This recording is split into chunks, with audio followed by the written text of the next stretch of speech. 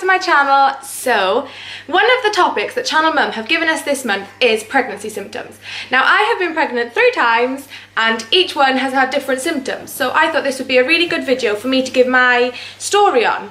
With my first, I was 20 getting pregnant, and me and my partner had only really been together 3 months. And we were like still getting to know each other, so you know, it was the honeymoon period.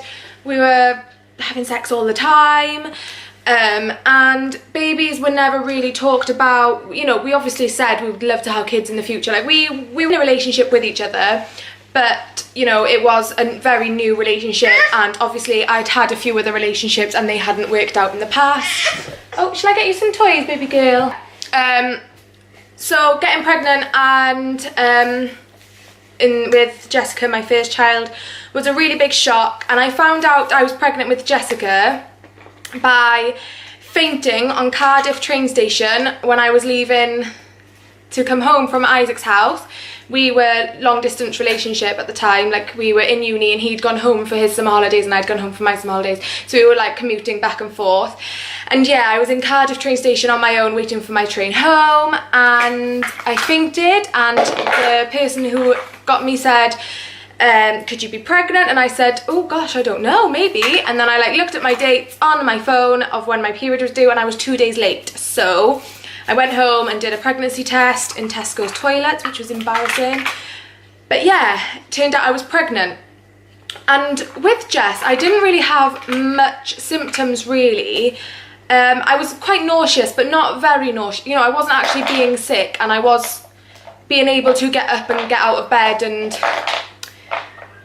like obviously I've been pregnant since and I've had different symptoms. So at the time I was pregnant with Jess, I thought the sickness or the nauseous was really bad, but looking back at it, it wasn't that bad at all. But one symptom in particular I had with Jess was I completely went off the smell of my husband Isaac, who's Jessica's dad. I completely went off the smell of him, and it really made me physically like repulsed by him. He would come and give me a cuddle, and bear in mind we'd only been together like 3 months, so we were still should have been really in the honeymoon period, but he would come over to me to give me a cuddle and a kiss, and I would literally push him away. I'd be like, get away from me, you're disgusting, go and have a shower. And then he'd have a shower and somehow he would smell even worse. And it wasn't like he was a smelly person. Like he's very clean, Isaac is. He's very like, he really looks after himself. But at the time, and I haven't had that with the other 2, like that was a really strange symptom, and I did look it up online and it had happened to a few other people. So yeah, it was really bizarre. But apart from that, honestly, Jess's like whole pregnancy was just perfect. And then when I was pregnant with my second child, Noah, he was a planned pregnancy, but I knew I was pregnant with him probably about 2 days after conception. Like I knew I wanted a baby, and Isaac was like, I'm in an iron about it. He was like, we've still got Jess, she's only 10 months old, you know, she's still young. And he doted on Jess, and of course I doted on Jess as well, but I just wanted my children to be really close together, and I knew I wanted another baby. So I came off the pill. I was on the patch at the time actually. I came off the patch, and yeah, we had intercourse, and I googled the next day. I was like, when can you tell if you're pregnant? And they were like, obviously you missed your first period.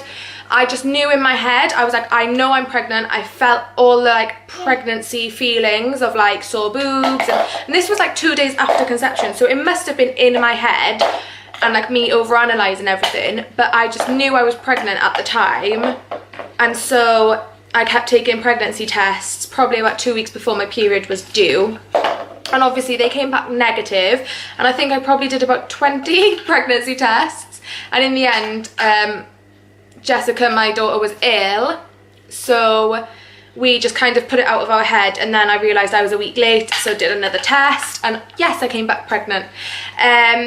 But with Noah, the symptoms, I've written them down because there was quite a few with Noah. Let me just check. So I had really sore boobs, like really sore boobs. my hormones were crazy. Like, I turned into a psycho, and like it was so embarrassing, but I would literally be begging Isaac not to go to work because I was like so like just hormonal. I just kept crying. I was like, I just don't want to be on my own. I was extremely tired with Noah, extremely. I just wanted to sleep all day. And the sickness I had with Noah, that was the first pregnancy I'd actually probably been physically sick with morning sickness, and I think that lasted until about 15 weeks, and then all of a sudden I was like fine, but I still had the really bad fatigue. Like, I wanted to just sleep constantly. My 28-week check, my doctor, I went to see my consultant for the first time with Noah because I had a cesarean with Jess, so I was under consultant for Noah, and they said to me like, have you got any aches and pains? And I said, I've got really bad pain in between my legs, like where my foofy bit is. I was like, it feels like there's loads of pressure, like the baby's head is sitting on there. And they told me it was SPD, and obviously, you know, I got given a band. I got told I could have hydrotherapy if I needed it, and I thought it was the most painful pain that you can get, and I used to have to sleep with a pillow between my legs, and at the time, yeah, it was really, really painful, and I thought it would put me off having another baby. And yeah, SPD is not something that I would ever want in my life, but I managed to get pregnant with Eliza again. And that was the main thing through my pregnancy of Eliza, was I had really, really bad SPD. What's the matter? You want them off? There you go. Yes, so I had extreme bad SPD with Eliza. I was on crutches, I had to wear a big bump band, and I couldn't get out of bed. Like, that was not an option for me. It even got so bad that I couldn't lift my daughter, who had a bunk bed. I couldn't lift her into bed because it was just too much pressure. I couldn't carry Noah, and he was only 2, nearly 3 when I was pregnant. So Isaac had to cut his hours down at work for a few months. Luckily, they let him start a little bit earlier, but it still worked out that he could go to do the school run, and then he'd finish earlier. So he could do the school run, do the baths, do all the things that I felt like I couldn't do. And I was 18 weeks when I started having the pain.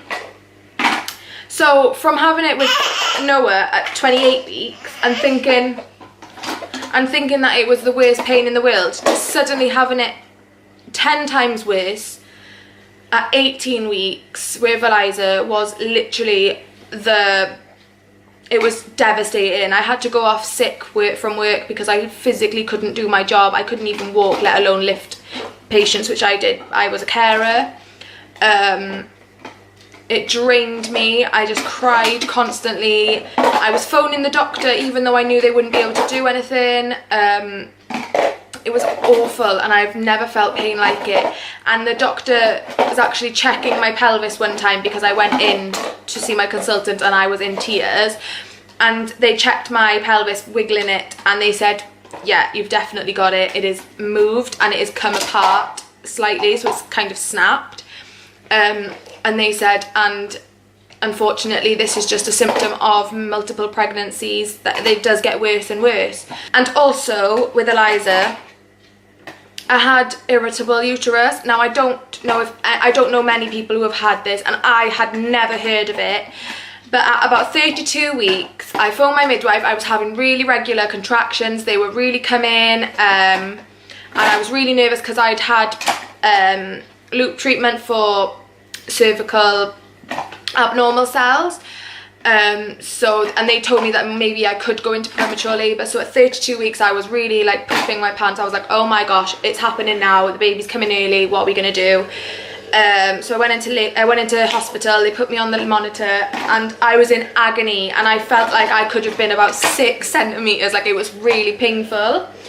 And they put me on the monitor, and the monitor wasn't picking them up, but it was slightly picking some of them up. But the nurse, when I was having the contractions, she was putting my hands on my belly, sorry, and she was feeling the tightenings come in, and like feeling the where they're supposed, it was exactly like, it felt like a contraction to me, and it felt like a contraction on the outside as well to somebody to touch, but the monitor wasn't picking it up.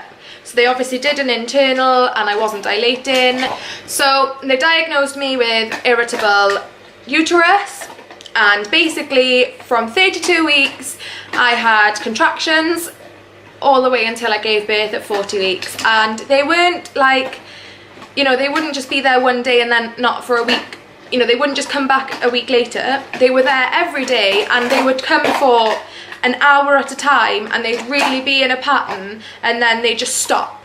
And it was awful, and it was just like constantly not knowing, is this it? Is this really the time I'm going to give birth?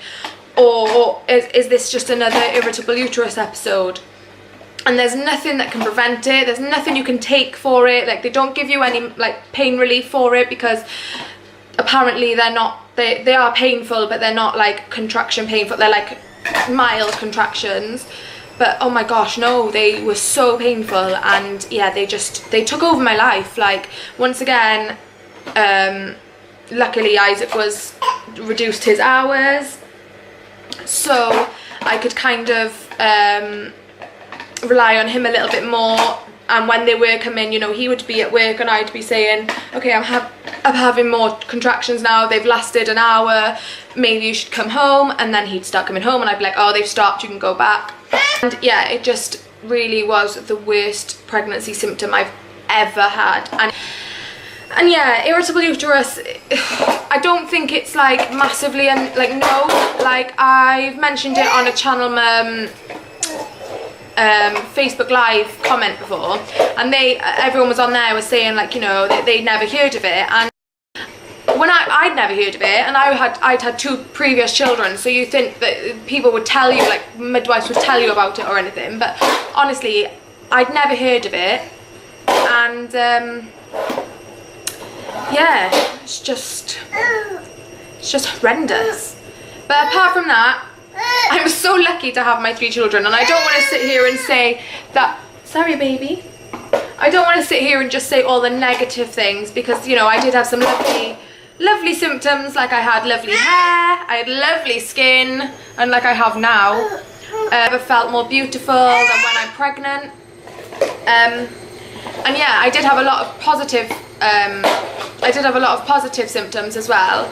So I'm not saying that all pregnancy is negative, because I did have lovely symptoms, but the main symptoms I had that were awful, like the SPD was the main problem, because that lasted the longest throughout Eliza's pregnancy. Come here. Oh, that lasted the longest through my pregnancies. And the irritable uterus, woo! No, I don't want to do that again. So this is my final baby, and she will stay my baby forever, because yeah, not gonna risk it because it was so painful. But thank you for watching, and please go and check out all the other Channel Mum vloggers who are also doing these videos. I will leave the link below for the Channel Mum site. And thank you. If you haven't subscribed already to my channel, can you please subscribe? I'm really going to try this year to do more YouTube and really kick it off. And this little monkey really wants to be in more videos because she loves being in front of the camera. So please stick around. Watch out for me, because I will be doing a few more videos this month. And thank you for watching. Bye. Say bye, Eliza.